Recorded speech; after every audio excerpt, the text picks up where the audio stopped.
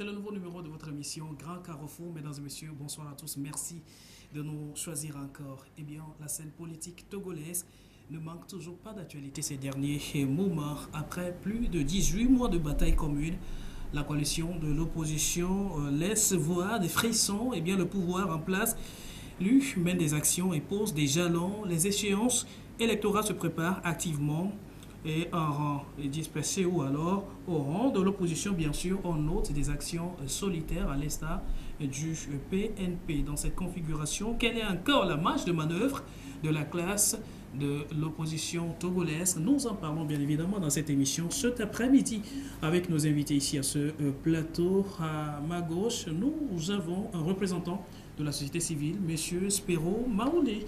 M. Spero, bonsoir et merci d'être encore à ce plateau avec nous. Merci, bonsoir.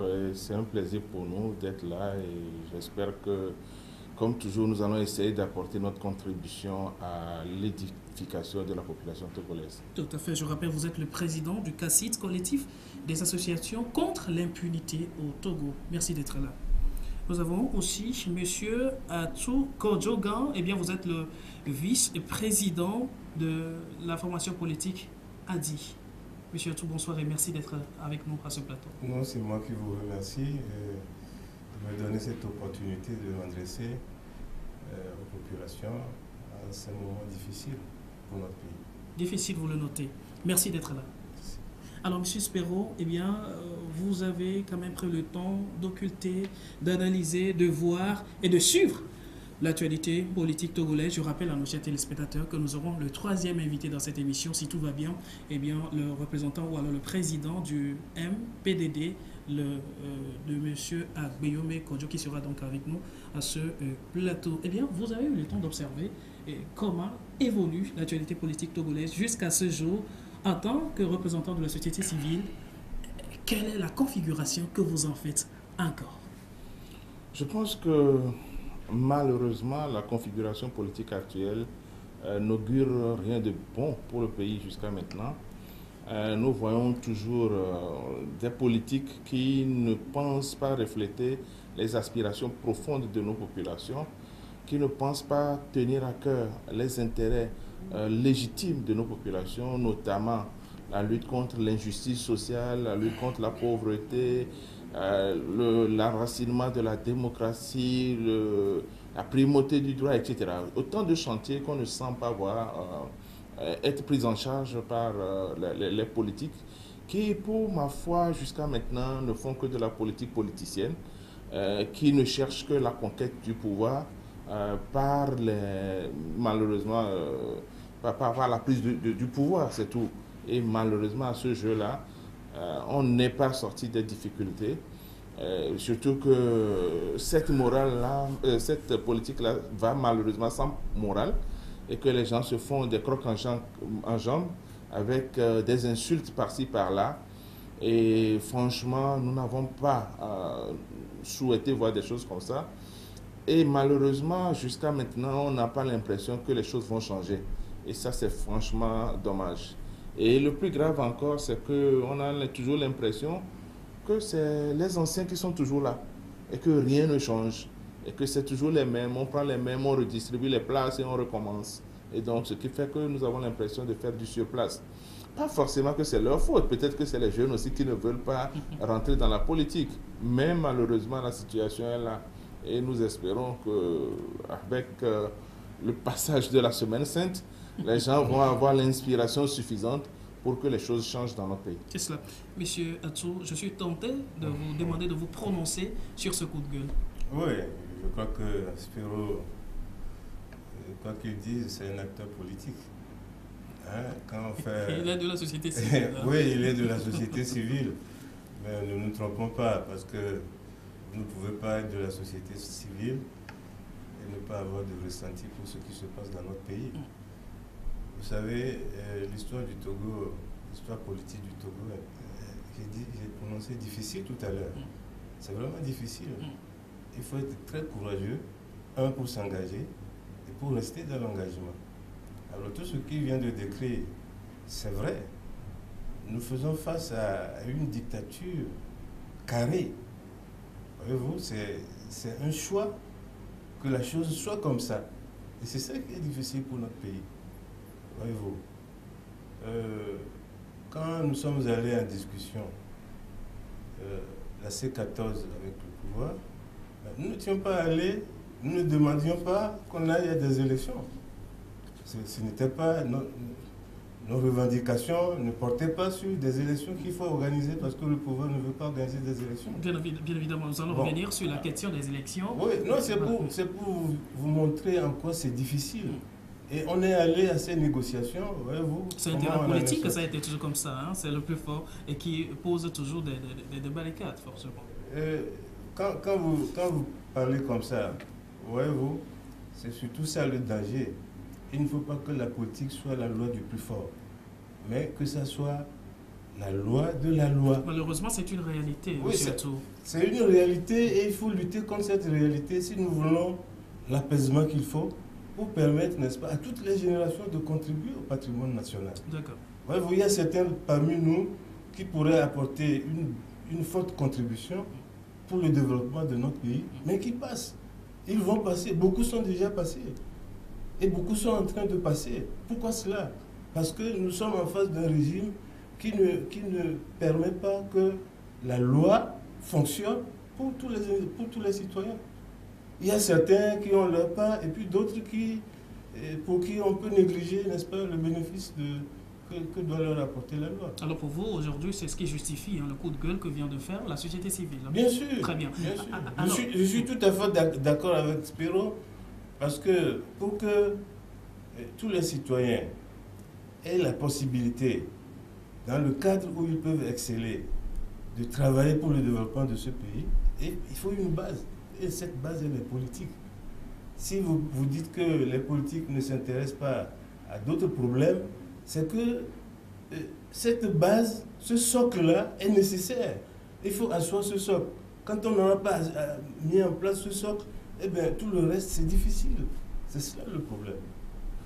Merci. Avant de continuer, eh bien, Adi, vous représentez aujourd'hui Adi à ce plateau. Je vous rappelle que vous êtes le vice-président de cette formation politique, l'Alliance des démocrates pour un développement intégral. Alors, cette question très banale, est-ce que cette formation politique Adi est toujours membre de la coalition des 14 partis d'opposition jusqu'à présent? Oh, bien sûr. Nous sommes membres, je veux même dire actifs, de la coalition. Vous restez toujours membre de la coalition? Oui. Si on fait les statistiques, il n'y a pas de réunion de la coalition à laquelle Adi n'a pas participé. Voyez-vous, nous sommes fondamentalement pour une union des forces démocratiques pour aller en lutte contre la dictature. C'est fondamental chez nous. Il faut garder toujours cette logique. Oui. Je reviens à vous. Oui. Merci. Eh bien, M. Spiro, aujourd'hui, la réalité ou alors l'actualité de la C14, vous la connaissez. Vous, en tant que parti civil ou alors société civile, qu'est-ce que cela vous inspire?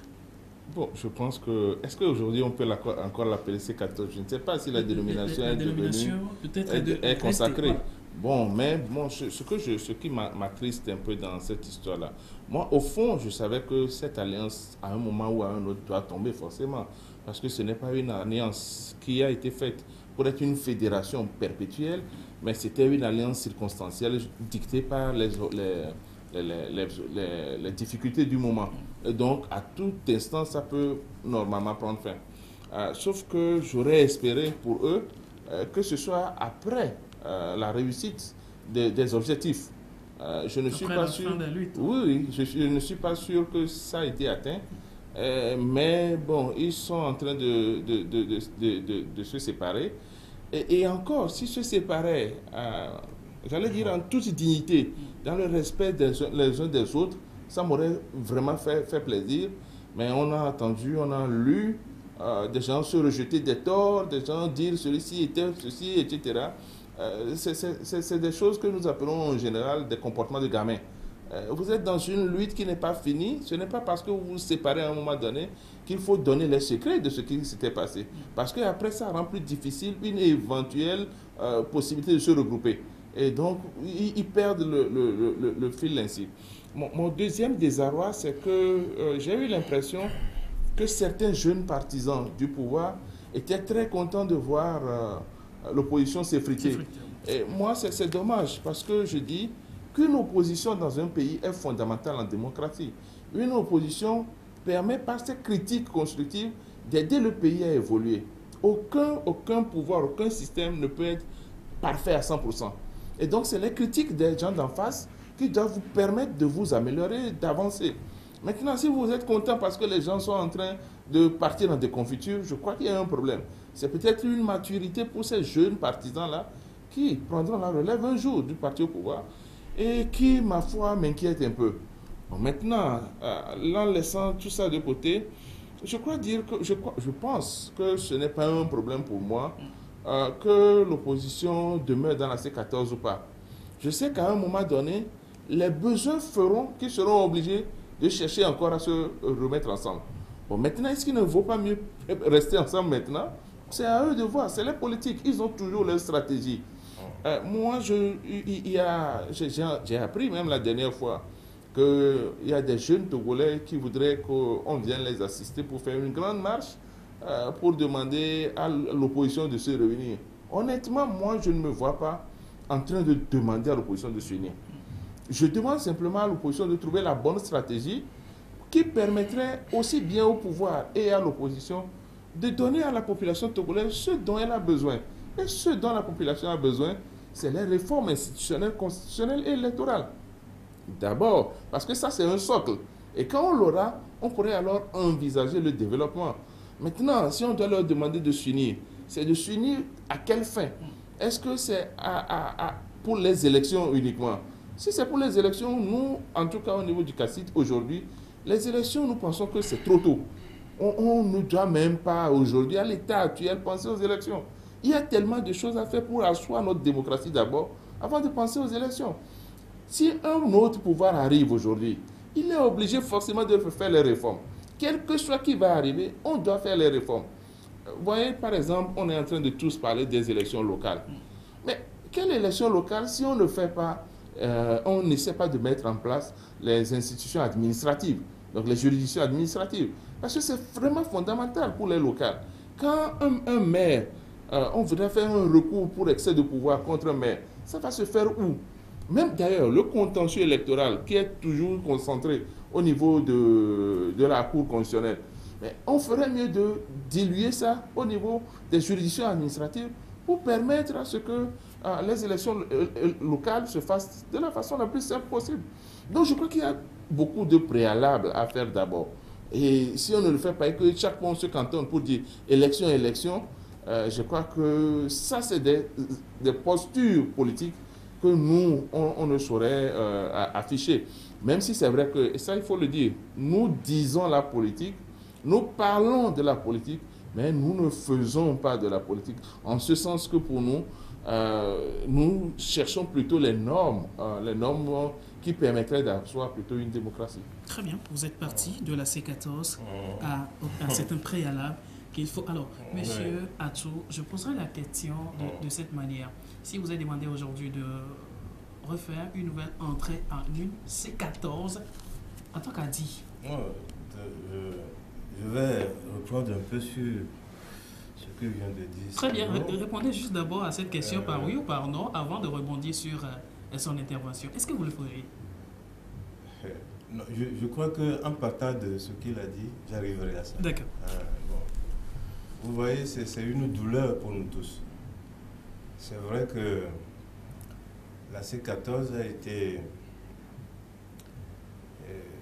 créée. Est-ce que c'est même créé, a été obtenu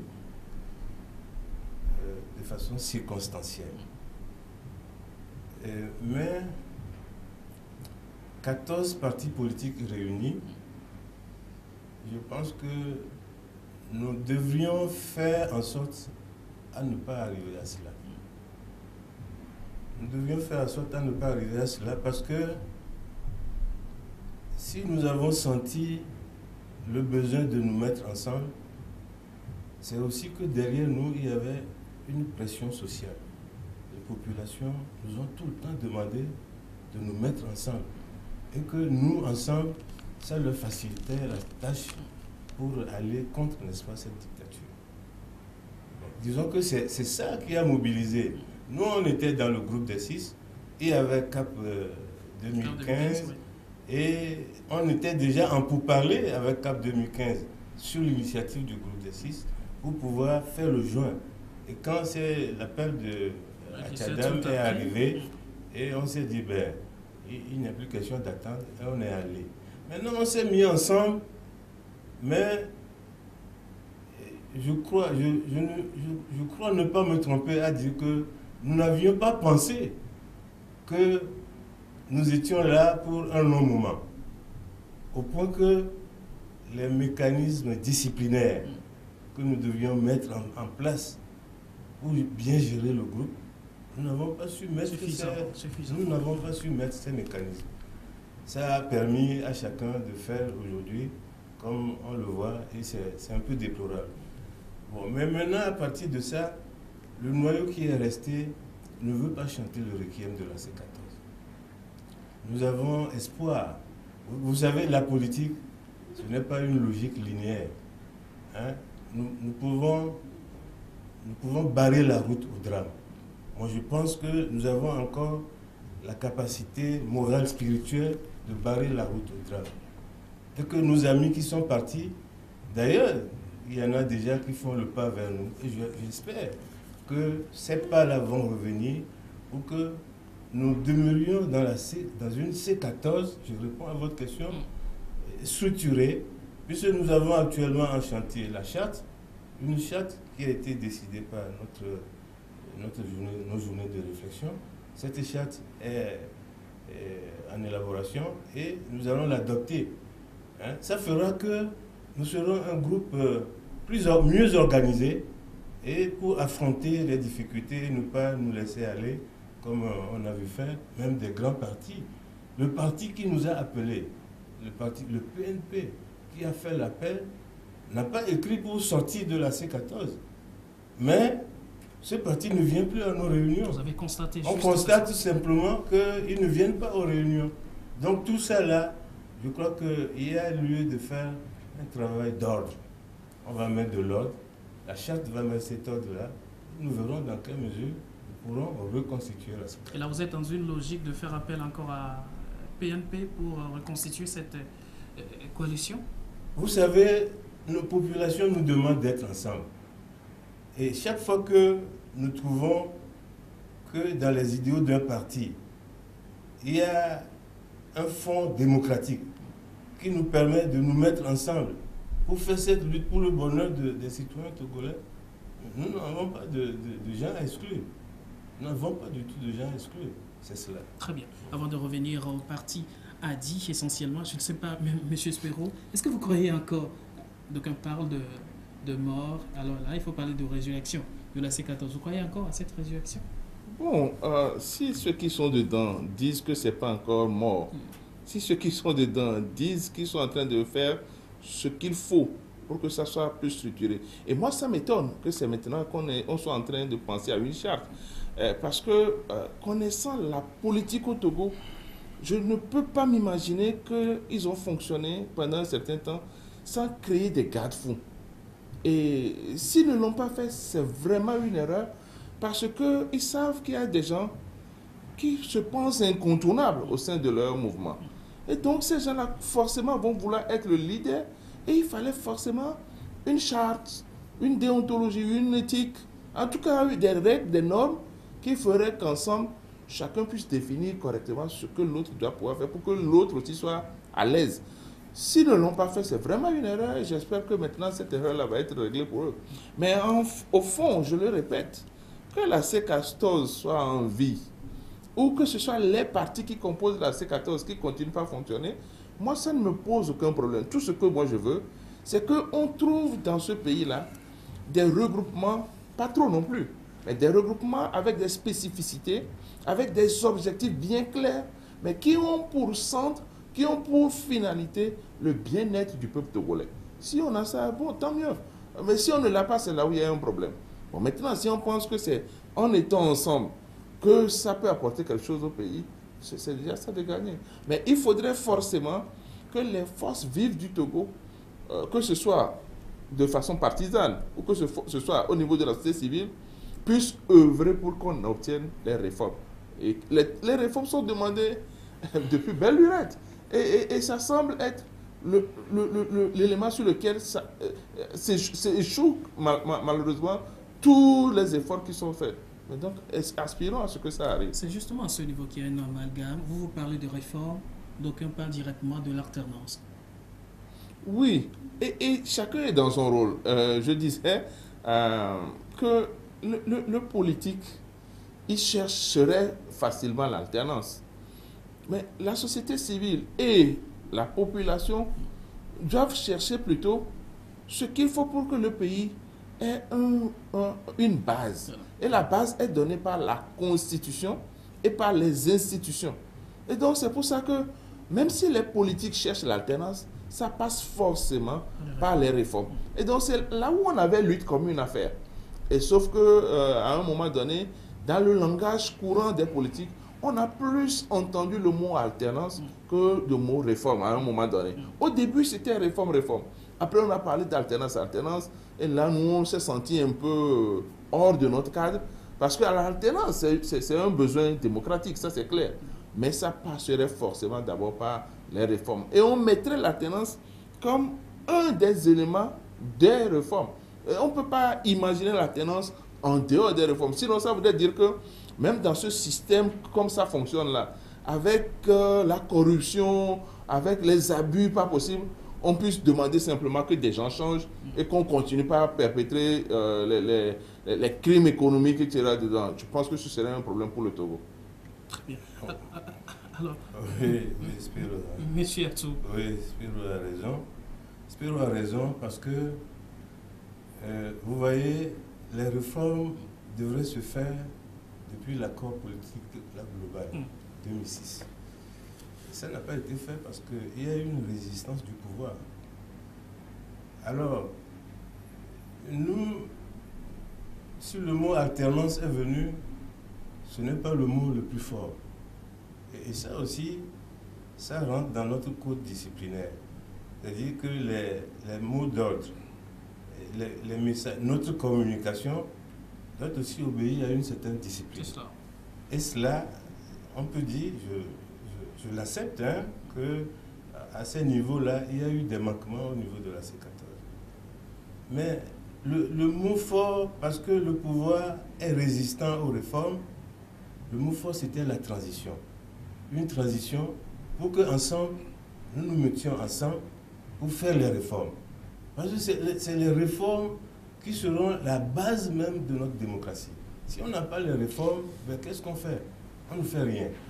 Donc c'est essentiel que pour nous, c'est les réformes. Mais comment arriver à ces réformes face à une telle résistance du pouvoir? Qu'est-ce que ça a coûté au pouvoir, hein, de faire ces réformes? De faire un minimum. C'est cela. Alors, ouais.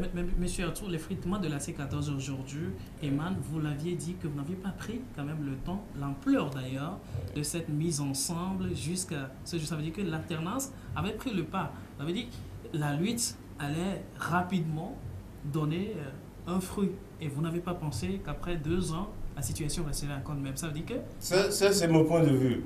C'est mon point de vue, c'est le sentiment que j'ai. Cela se traduit d'ailleurs par... Oui, on a fonctionné pendant 18 mois sans avoir un code de bonne conduite, en estimant que nous étions grands et que chacun devrait savoir comment bien se comporter, etc. Bon, nous avons trouvé qu'il y avait péril en cela. Hein, et c'est un peu ça qu'on voit. Et maintenant qu'on se ressaisit, c'est bien. Eh bien, on va mettre en place ce code-là. Et je crois qu'avec ça, eh bien, il y aura un meilleur fonctionnement. Très bien, merci Monsieur Atou. Nous revenons maintenant au parti ADI. Quelles sont les nouvelles orientations de ces formations politiques pour véritablement atteindre le but politique? Je ne parlerai plus de l'alternance, je parlerai peut-être de l'alternance et aussi des réformes. Surtout des réformes. Non, nouvelles orientations, nous n'avons véritablement pas d'orientation à part l'exécution, la mise en œuvre des conclusions qui sont sorties de nos journées de réflexion. Nous avons eu des journées de réflexion avec un relevé de conclusions très riche et nous allons exploiter c'est se relever de conclusions pour bâtir notre avenir politique.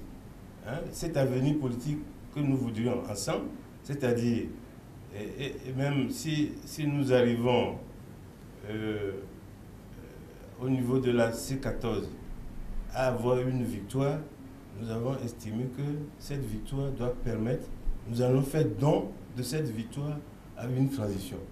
Voyez-vous, une transition pour mettre en place, pour refaire les institutions et faire en sorte que la démocratie soit en marche. Donc au niveau de Hadi, nous sommes omnibulés, n'est-ce pas? Nous sommes dans ces conclusions qui doivent pour nous travaillons pour que ces conclusions puissent être mises en œuvre pour l'avenir politique de notre pays. Alors, il n'y a plus de langage solitaire. Hein? Vous parlez toujours au nom de la C14, pas un langage propre à Hadi pour l'instant. Nous ne pouvons pas, vous ne pouvez pas, dans le travail qu'on est en train de faire, vous voyez ce qui se fait. Nous avons nos comités tous les mardis. Et nous puisons dans nos comités l'essentiel de notre contribution. La coalition, c'est un marché où nous allons faire les meilleures affaires pour le progrès, n'est-ce pas, du groupe. Hein? Donc on ne peut pas dire qu'on va tenir un langage pour notre parti à part et un langage pour la coalition à part. Ça ferait un peu difficile. Vous voyez ça? C'est pourquoi Hadi existe, Hadi a ses militants, Hadi a ses instances, il fait ses réunions, mais le fruit de ces réunions sont investis, n'est-ce pas, dans la coalition pour préparer l'avenir politique de notre pays. Monsieur Super. Non, je trouve assez séduisant cette façon de raisonner.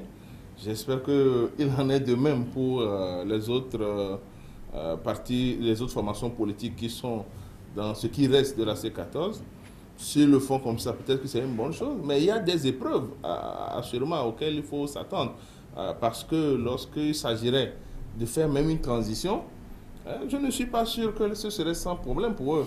Et surtout déjà, rappelons-nous que quand il s'était agi à un moment donné de choisir des gens qui devaient aller à la CENI pour le compte de la C14, on avait beaucoup entendu. Et donc j'imagine que le chemin est encore très très épineux pour eux.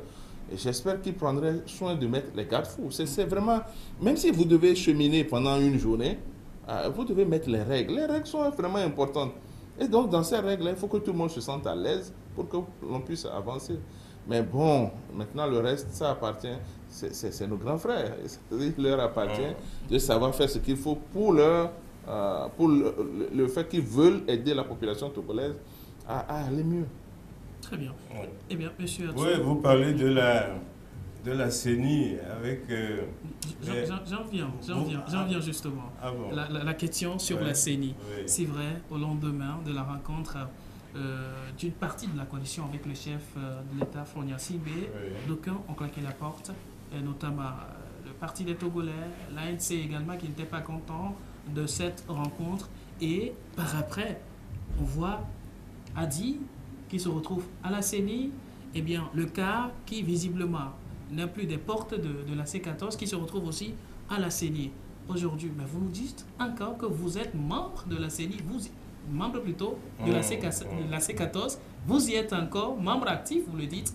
Alors, qu'est-ce que Hadi fait à la CENI? Est-ce que ça ne cloche pas mal dans l'entendement de la C14? Vous voyez, la politique, je viens de dire que ce n'est pas une logique linéaire. Il ne faut pas faire une logique linéaire pour lier les gens, non. La question de la CENI, ça a été un problème de gestion.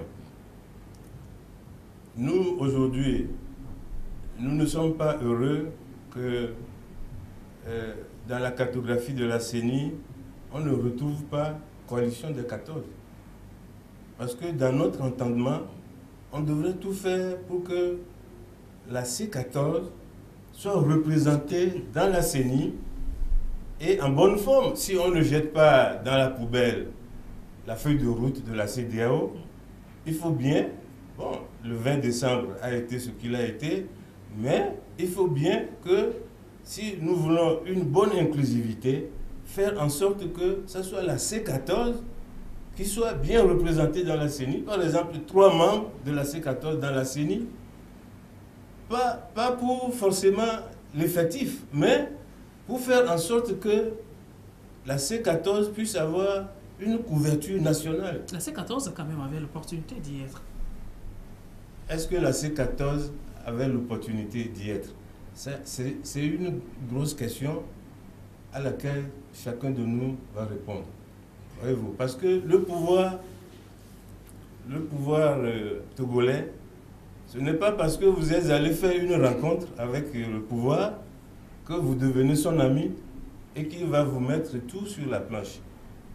Voyez-vous, ça a été une difficulté de gestion à laquelle on a été confronté et qui a amené à positionner un membre à la CENI. Hein?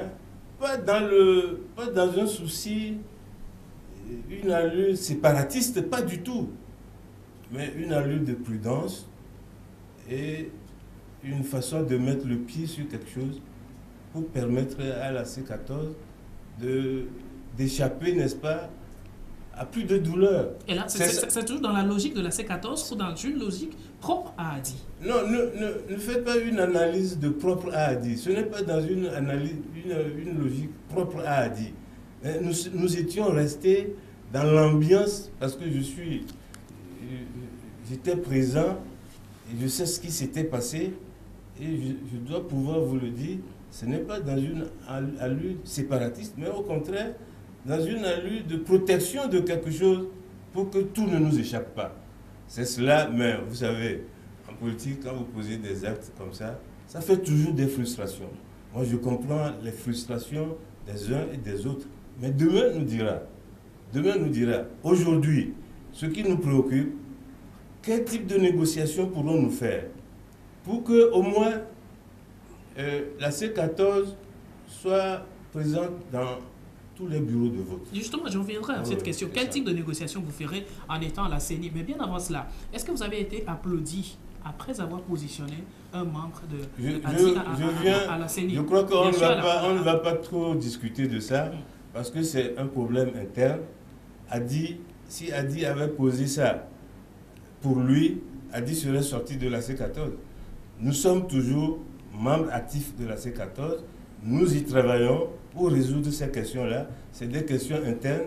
Donnez-nous l'opportunité de les résoudre en interne. Justement, c'est ces questions internes qui créent aujourd'hui des crispations lorsque ce n'est pas clair, lorsqu'on ne comprend pas, et ça crée des spéculations et des crispations. Voilà pourquoi nous voulons comprendre. Il faut sortir des spéculations pour comprendre, comme je vous le dis, puisque je suis un des acteurs, comme je vous le dis, que nous sommes dans la bonne ambiance et que nous faisons pour que les frustrations, pour apaiser les frustrations et faire en sorte qu'on trouve un canal et faire en sorte que par des négociations, on puisse avoir les représentants de la C14 au cas où nous voudrions aller aux élections, que nous ayons des représentants dans tous les bureaux de vote. C'est important. Merci.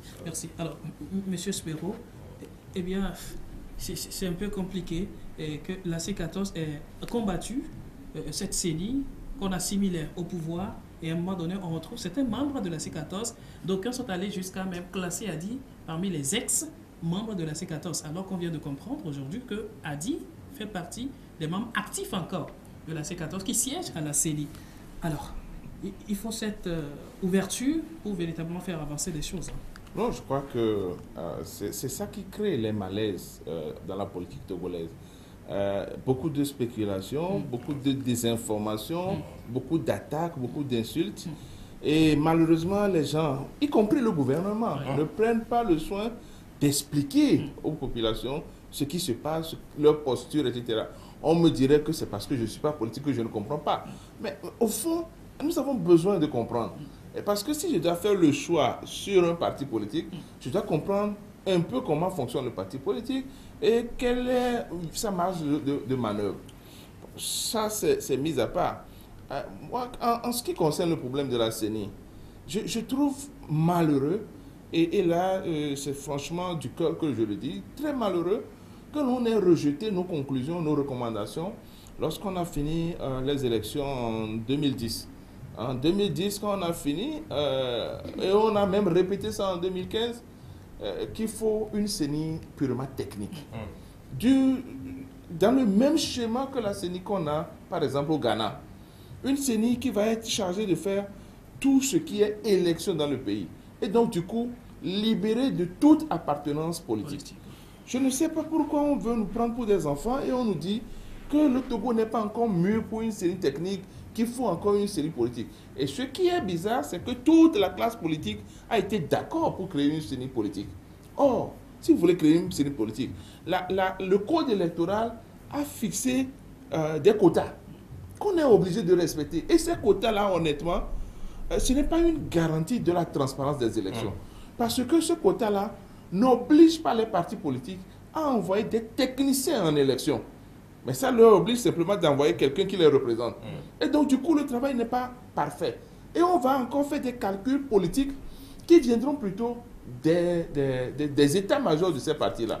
Et donc, du coup, on se trouve dans la situation de dire « Ah ben si celui-ci est là, qu'on veut aller aux élections, qu'est-ce que ça va donner, etc. » Je crois qu'on aurait pu gagner beaucoup au Togo si on avait osé aller vers une série technique où on prend des gens par rapport à leur connaissance en matière électorale et qu'on les place et qu'on leur donne suffisamment de garanties pour être à l'abri de toute corruption et mais surtout à l'abri de toute intimidation.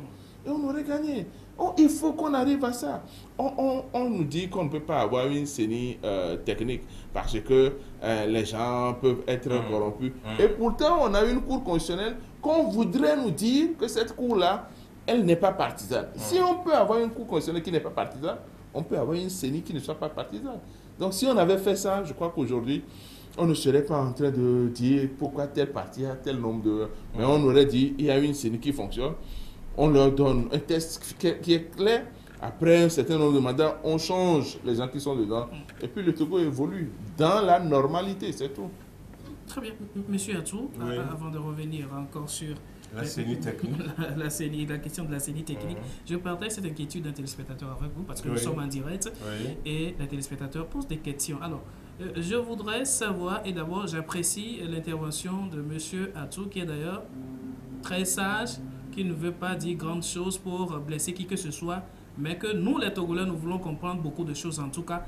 Je voudrais lui poser la question de savoir pourquoi n'avoir pas pu faire ce choix à temps, et c'est maintenant, après avoir laissé des vies emportées par le pouvoir en place, ça c'est le téléspectateur qui le dit, et accepter aujourd'hui rejoindre la CENI qu'on a toujours combattu et d'ailleurs boycotter le recensement. Oui. Je crois que notre lutte, c'est une lutte commune. Je m'incline devant les souffrances du peuple. Et ce que ce téléspectateur relève, il a parlé des morts. Nous ne pouvons pas être en lutte et espérer qu'il y ait des morts. Mais quand il y a des morts, des blessés, des réfugiés, nous devrions faire en sorte que nous devenions plus forts pour gagner et soigner la mémoire de ces citoyens qui sont en souffrance, les gens qui sont dans les fers. Donc nous ne participons pas à l'idée de brader la lutte et de faire n'importe quoi sans nous soucier, n'est-ce pas, des populations. Mais c'est une lutte sociale. Et c'est chacun d'entre nous qui doit avoir sa tête en place, penser, n'est-ce pas, à ces difficultés que nous avons et se donner le courage de continuer la lutte. Nous, on a un certain âge. Si on est encore dans ça, moi je vois mes enfants, je vois leurs enfants, je vois que... Moi, j'ai été inspecteur de l'éducation. J'aurais pu apporter beaucoup plus à ce pays si on était dans une plage démocratique. Bon, je sais ce que je dis, ceux qui me connaissent savent ce que je dis. Mais c'est moi ça, mes enfants, leurs enfants. Et moi, j'estime que je suis sacrifié. Mes enfants, ceux qui sont en train de faire déjà des enfants, ils sont sacrifiés. Parce que nous n'avons pas la plage, nous n'avons pas la respiration nécessaire pour produire, pour donner à notre pays ce qu'il mérite. Alors, c'est des souffrances partagées. Donc, chacun devra faire sa part et nous entraider, devons nous entraider pour faire en sorte que la lutte là aboutisse. Si la lutte n'aboutit pas, parce que ce n'est pas... Il y a des aspects spirituels dans cette lutte. Et nous n'avons pas... Qu'est-ce que vous mettez dans l'aboutissement de la lutte? L'aboutissement de la lutte, eh bien, c'est créer un espace de liberté, un espace de loi respecté. Et on ne demande à personne de venir apporter à manger à quelqu'un d'autre, non. Mais c'est de libérer l'espace que dans la liberté et sous le coup de la loi, une loi conçue pour tout le monde, que le pays marche, c'est tout. Nous ne luttons pas pour faire des paresseux, non, loin de là. Nous luttons pour que, eh bien, vous savez, le paysan, quand il vend son coquelet, il vend son coquelet à 600 francs, eh bien, il ne mesure pas tout ce qu'il a fait pour nourrir ce coquelet-là. Et il le vend parce qu'il a besoin de 600 francs pour acheter autre chose. Mais il n'y a pas un espace de liberté, d'avantages acquis par la loi et qui permettent aux citoyens de vivre décemment. C'est tout. C'est pour ça que nous luttons. Très bien. Donc ces téléspectateurs, je le comprends très bien, mais la lutte que nous voulons, nous la voulons toujours populaire et faire en sorte que une lutte pour le bien. Je parlais d'un volet spirituel de cette lutte. Vous voyez, le père de l'indépendance, le père de la nation, Sylvanus Olympio, il a piqué dans les Écritures saintes. Sentinelle, que dis-tu de la nuit? Mais il n'a pas eu le courage de prendre tout le verset. Il s'est arrêté quelque part où ça arrange l'espérance pour les Togolais. La nuit est longue, mais le jour vient. Moi, je n'ai pas la référence des trucs, mais à la suite, on dit, et la nuit aussi. Le jour vient, et la nuit aussi. Sylvanus Olympio s'est arrêté à et le jour vient. Et la nuit aussi. Le jour est venu pour 3 ans. Et la nuit, regardez comme elle est longue. Donc ce que nous sommes en train de faire, certains d'entre nous, nous ne puisons pas que dans les actions politiques. Nous voyons aussi d'où nous vient ce malheur. Pourquoi c'est si long? Est-ce que c'est parce que Dieu ne nous aime pas, nous? Nous avons fait quoi pour ne pas être aimés? Je crois que c'est à chacun d'entre nous. Ceux qui savent prier, priez pour le Togo. Ceux qui ont des rituels particuliers pour chasser le démon dans ce pays. Comment vous pouvez comprendre qu'on est un pays comme ça? Et un matin, une famille s'assoit sur ce pays pendant si longuement. Pendant si longuement. Ce n'est pas possible. Ça ne peut être que de quelque chose c'est mystérieux. Est-ce que les Togolais sont paresseux? Est-ce que les Togolais n'ont pas suffisamment lutté? Moi, quand je vois l'histoire politique de notre pays, je ne sais pas le dire, par respect pour tous ceux qui ont lutté pour ce pays, pour toutes les souffrances endurées. Quand vous prenez aujourd'hui Gilchrist Olympio, Mais ce monsieur, ce citoyen, mais qu'est-ce qu'il n'a pas enduré lui aussi? Qu'est-ce qu'il n'a pas enduré? Aujourd'hui, on le met dans les ordures, mais chaque Togolais, à la place où il était, a fait quelque chose qui mérite qu'on en tienne compte pour nous galvaniser et pour continuer la lutte. Très bien. Aujourd'hui, Adi est à la CENI. Mais cette question, avant de revenir sur les négociations aussi que vous aurez à faire, ou alors le poids, comment vous allez pouvoir peser plutôt à la CENI pour des décisions, est-ce que vous regrettez en tant qu'Adi de n'avoir pas pu participer au 20 décembre dernier, aujourd'hui?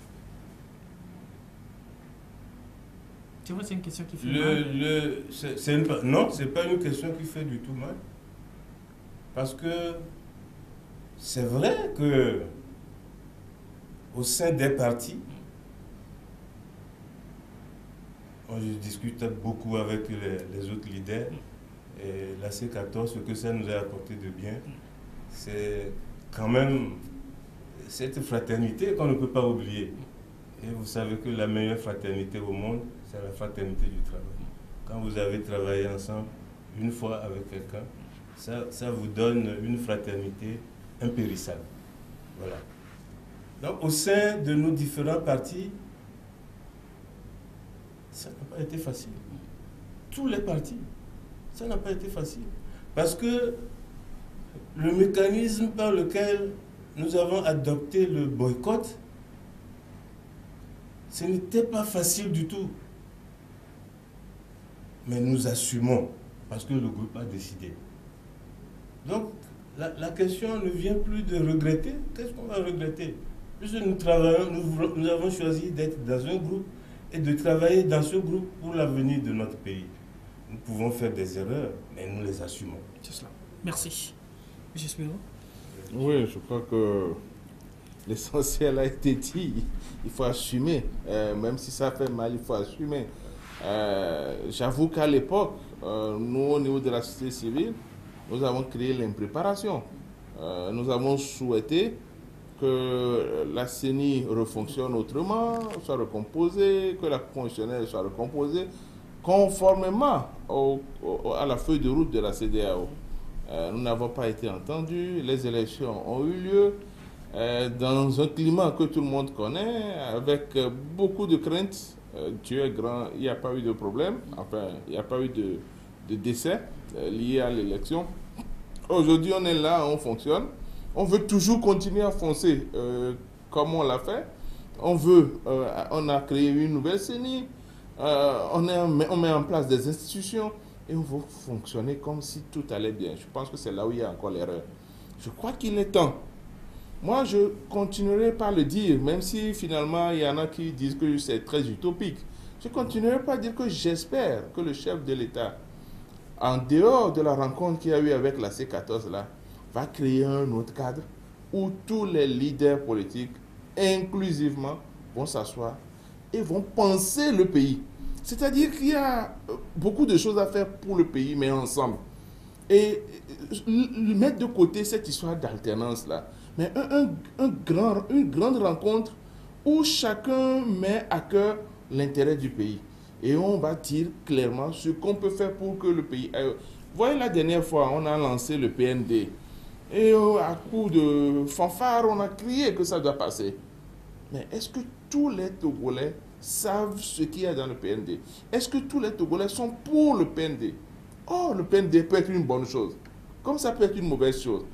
Qu'est-ce que ça coûte que les politiques puissent s'asseoir avec le chef de l'État, qu'on crée, on réfléchisse ensemble? Et moi, j'ai demandé, par exemple, à ce qu'on fasse les états généraux de tous les secteurs d'activité. Ça n'a pas été fait, mais on veut intégrer tous les secteurs dans le PND. Sur la base de quoi? Voilà autant de problèmes qui font que je suis un peu déçu quand je vois les politiques réagir. Et sur le PND, je n'ai pas entendu un parti politique de l'opposition faire une analyse en prenant point par point les éléments qui sont dans le programme pour dire en conclusion, nous sommes d'accord, en conclusion, nous ne sommes pas d'accord. Tout est là, on ne dit rien là-dessus. On ne cherche qu'à régler les problèmes, le contentieux électoral passé et voir éventuellement si on doit aller à d'autres élections. La question électorale doit être secondaire. La question qui vaille la peine d'être posée, c'est que faisons-nous pour que le Togo, comme les stades des autres pays, comme le Rwanda et tout ça là, soit en marche vers un développement. Si on ne se pose pas cette question-là, je crois qu'on fait du surplace pour rien. Très bien. Et je reviens justement sur cette question des locales, M. Yatou. Je crois que vous êtes à la CENI maintenant, c'est pour organiser les élections, hein, bientôt les locales. Alors, quelle est la position, je ne parle pas d'ADI, mais de la C14 face à ces échéances électorales? Oui, au cours de nos journées de réflexion, nous avons une des conclusions où nous avons choisi de nous organiser pour aller ensemble aux élections locales. Ensemble. La C14. La C14 ensemble, ça veut dire sur des listes communes. Maintenant, pour aller aux élections, eh bien, il nous faut une certaine préparation. Bon, au Togo, quand on parle de conditions, les gens, ça a peur les gens, mais il y a un minimum de conditions pour l'organisation de ces élections. Est-ce que la C14 est encore dans une posture de réclamer des conditions, d'autant puisque cela a été le cas en décembre, 20 décembre dernier, et puis il n'y a pas de parti politique, si faible soit-il, qui ne puisse pas faire des réclamations. Dans un pays qu'on aime, quand on trouve que les choses ne vont pas bien, on en parle. Maintenant, il reste au pouvoir de voir si ce qu'on demande là est faisable. Nous ne demandons pas d'autre chose que ce qui est prescrit par la loi. Pour aller aux élections locales, d'ailleurs nous avons perdu l'habitude. Il faut ramener les mécanismes. Il faut, dit notre code électoral, un recensement communal. Ça, c'est un minimum. Bon, maintenant, nous ne savons pas jusqu'ici, le gouvernement ne nous dit pas comment il va faire. Ils ont parlé lors de la rencontre, pas pour en discuter, parce que on ne veut pas tellement en discuter. Le pouvoir a accepté d'aller à une révision des listes électorales. Ils ont parlé de 3 jours. Nous estimons qu'il faut continuer les négociations pour rallonger ça au moins à 1 semaine pour permettre aux nombreux citoyens qui ne s'étaient pas inscrits en décembre de pouvoir le faire. Donc, vous voyez, ça c'est une condition. Est-ce qu'il faut appeler ça une condition? C'est la base. C'est le b.a.-ba. Si on ne fait pas de recensement communal, comment on va aller aux élections? Maintenant, ils avaient fait un recensement dans le cadre des législatives. Est-ce qu'ils veulent transposer ça ou bien carrément faire un recensement communal, ce qui sera beaucoup plus facile? Et on oublie ce qui était fait. Très bien. Et donc, ça, c'est un. Ça veut dire que très bientôt, la C14 va appeler la population à aller se faire recenser. Ah, bien sûr, si on annonce qu'il y aura un recensement, si on l'annonce, eh bien, on va aller. Maintenant, le tribunal administratif, comment ça va fonctionner? Comment est-ce que ça va fonctionner? Il faut qu'on nous fixe sur le fonctionnement de ces tribunaux qui vont connaître du contentieux électoral au niveau des locales. Parce qu'au niveau des locales, ce n'est pas la Cour constitutionnelle qui s'en occupe. Il faut qu'on le sache. Mais le découpage, quand vous prenez les découpages qui sont faits, vous prenez le découpage du Grand Lomé, vous ne voyez pas. Prenons Lomé, la ville de Lomé. Les quartiers, quelles sont les limites des quartiers? Quand je suis ici, je suis dans quelle commune? Tout ça, là, c'est un travail qu'il faut faire. Un travail sur le découpage pour que nous sachions. C'est un minimum. Ce n'est pas des conditions, mais comme il y a longtemps, on n'a plus fait de local. Comment on fonctionne? Il faut qu'on le sache. On ne va pas dire, bon, on est prêt pour aller au local, donc on ferme les yeux et puis on pousse les populations. Très bien. En clair, la C14 ou alors cette portion de l'opposition est prête aujourd'hui à aller... Il ne faut pas l'appeler cette portion. D'accord. C'est la C14. Ce regroupement de partis Les politiques d'opposition... les gens qui ont créé la C14 continuent de l'appeler C14. Très bien. Je ne sais pas pourquoi quelqu'un qui fait son enfant, qui lui donne un nom, on le change il y a les droits de l'homme. D'accord. Nous les gardons droits toujours de ce l'homme nom. permettent à chacun de donner un nom à son enfant. Très bien. Nous, notre enfant s'appelle C14. C14. Admettez ça Nous gardons jusqu'au jour où nous allons vous dire que nous avons débaptisé. Très bien, monsieur Voilà. Atou, merci. Nous gardons toujours la dénomination. La C14 ira aux élections au local dès que le bal sera ouvert. Vous n'avez pas peur aujourd'hui de ne manger que ce que le pouvoir va vous présenter parce que ne pouvant plus rien demander encore. Oui, ça c'est une question de journaliste. Et bon, j'aime quand vous êtes dans ce rôle. Mais seulement, c'est que de plus en plus, vous devenez une force. Une force qui ne se connaît pas, qui ne voit pas jusqu'où va son ampleur. Alors quand vous posez des questions comme ça, le pouvoir aime bien. Hein, le pouvoir aime bien. Moi, je crois que nous sommes dans une lutte populaire. Ce que nous souffrons, ce n'est pas moi seul qui souffre. Moi, là, je peux aller me coucher un peu, dormir, terminer. Dans quelques années, je vais partir. C'est ça. Bon, mais c'est une lutte qui concerne chacun d'entre nous. Donc, interrogeons-nous sur comment on fait pour réussir, pour sauver. Vous êtes jeune, vous avez encore beaucoup d'avenir. Comment on fait pour te sauver? C'est ça la question. C'est ça la question. Alors, comment on fait tout ça devant des gens qui ne veulent pas entendre raison, devant des gens qui sont prêts à réprimer avec des chars, pour des gens qui veulent faire une manifestation pacifique, qu'ils annoncent pacifique.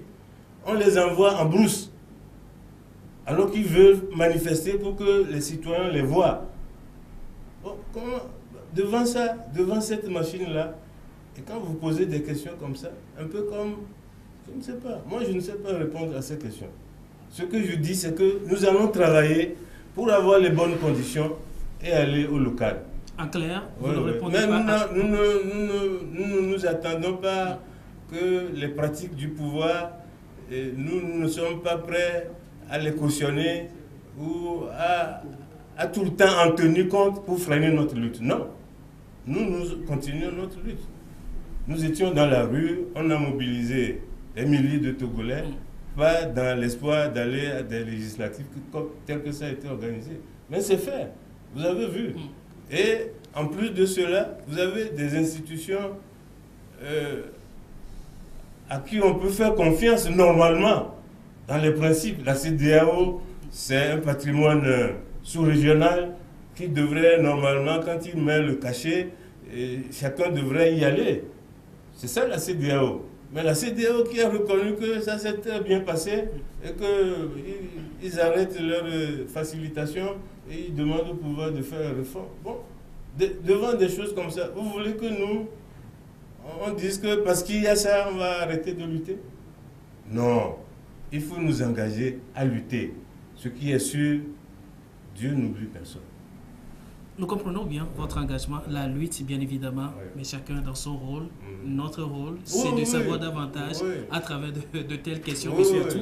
Eh bien, monsieur Jespero, la C14 va au local. Et pour vous, vous trouvez que les élections locales sont encore trop tôt? Moi, je pense que ce qui serait bon, c'est de coupler les élections locales, peut-être avec les présidentielles en 2020. On n'en est plus si loin. On n'en est plus si loin, couplé avec les présidentielles en 2020. Et se donner le temps... Le plus tôt pour la présidentielle, c'est en janvier 2020. Plus tard, c'est avril 2020. Et là, vous trouvez que... Je pense qu'il vaut mieux mettre ça sur avril 2020. Et prendre le temps d'organiser les choses convenablement. En passant par les réformes institutionnelles, les réformes constitutionnelles, les réformes électorales. Il faudrait qu'on fasse en sorte que, quand on finit les élections, ça soit une fête pour le Togo et non des cris de douleur encore. Et le gouvernement, en tant que dirigeant, doit pouvoir savoir qu'il a tout aussi intérêt à ce que les choses aillent bien, que l'opposition se sente considérée. Parce que si à un moment donné, il y a ce déni de personnes-là. C'est ça qui entraîne les frustrations et qui engendre encore les violences. Nous, au niveau du CACIT, nous sommes complètement déçus par cette façon un peu trop restrictive d'utiliser la loi sur les manifestations.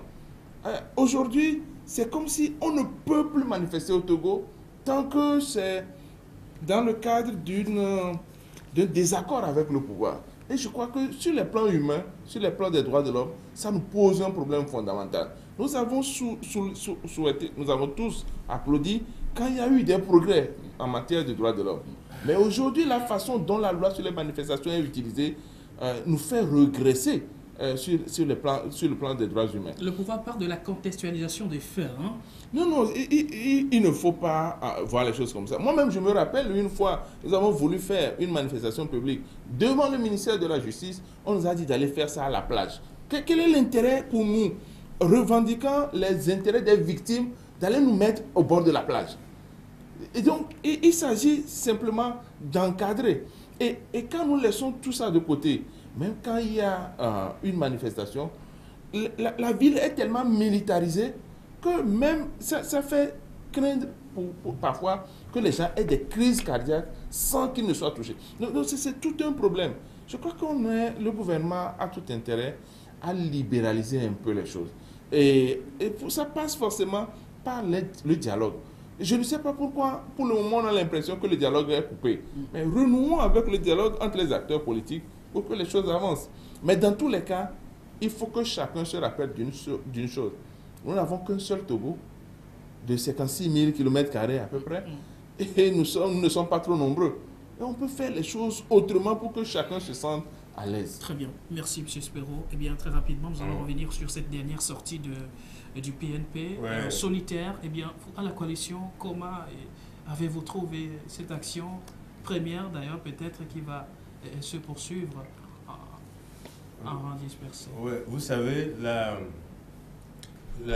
on en a discuté à la C14.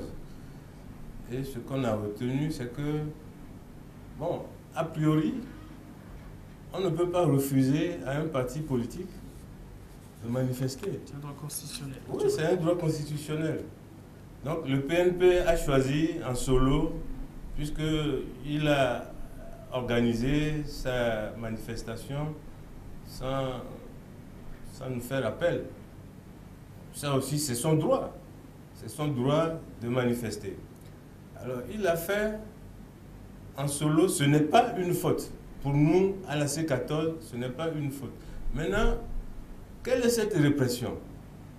Qu'est-ce que le PNP a fait pour mériter qu'on sorte des chars?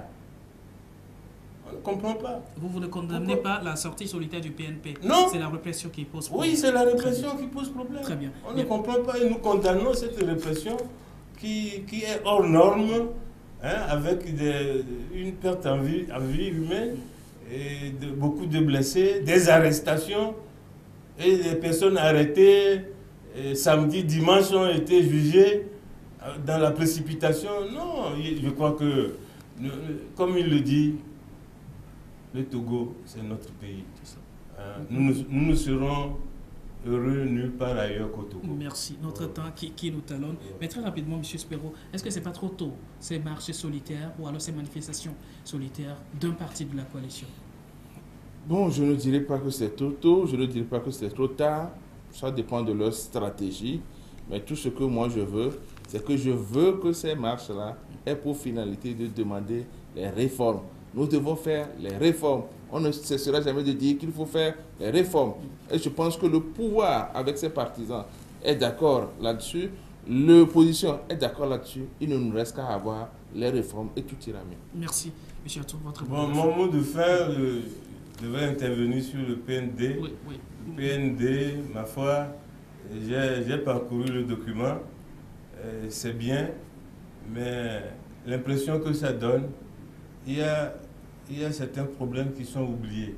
Alors, il faut appeler les organisations syndicales pour qu'ils regardent bien dans le PND ce qui leur revient et que le pouvoir ait le courage d'afficher la répartition de la masse budgétaire pour qu'on voit quelle importance ils donnent à quel secteur. Si nous prenons par exemple le secteur de l'éducation, ils ont parlé de projets éducatifs, mais en ce moment, il y a la politique, la mise en œuvre de la politique d'élaboration de manuels scolaires qui pose problème, qui est dans un ralenti terrible. Alors, nous ne savons pas.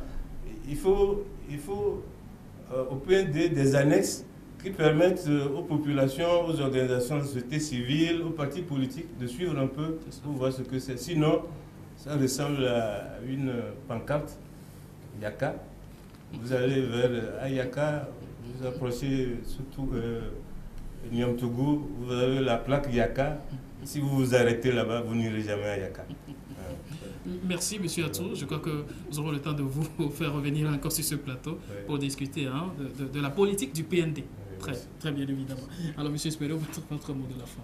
Mon mot de la fin, c'est juste d'exhorter les politiques à recentrer tous leurs objectifs sur le bien-être du peuple togolais, notamment sur la fin de l'injustice sociale, sur la fin de l'impunité, sur la fin de la corruption et de tous les autres maux qui gangrènent notre pays.